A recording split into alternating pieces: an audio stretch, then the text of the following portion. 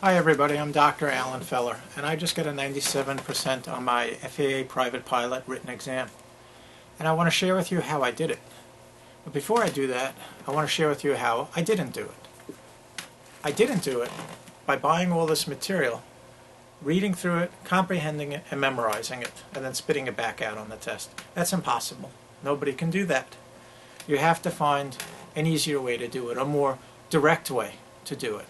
And the way to do it is to get rid of all these books except for one. And that one is the test guide. And there's two ways to use this test guide to be able to not only pass the test, but do well on it.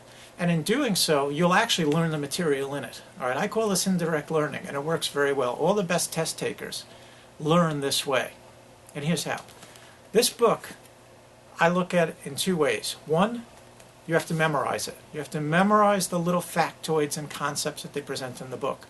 But you never spend more than a few moments learning them. Most of it's rote memory. Most of it. Just like you learned in your driving test. Green means go, yellow means slow, and red means stop.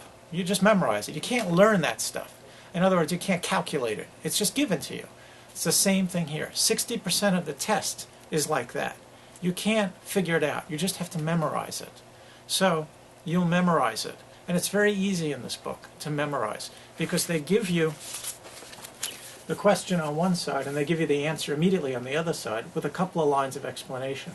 That is all the information you should need at this point to be able to pass the test. You're not looking for in-depth answers on every single question. You will never get done. Then you go to all those books if you want that.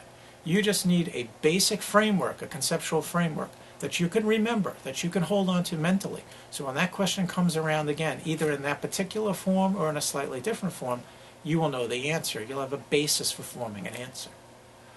The other thing you're going to do in here, other than rote memory, is some calculation. I would say about 40% of this book is calculations. Very simple formulas that you have to, they'll give you the variables, and then you have to put those variables into a formula and you have to come up with a particular answer. None of this is difficult. This is all 6th and 7th grade level stuff. None of this is very hard. But you have to learn the individual steps to make it happen.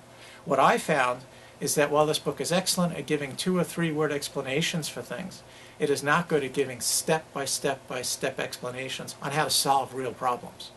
So I reverse engineered the book and I came up with my own methods and my own formulas, my own procedures for solving the calculation problems.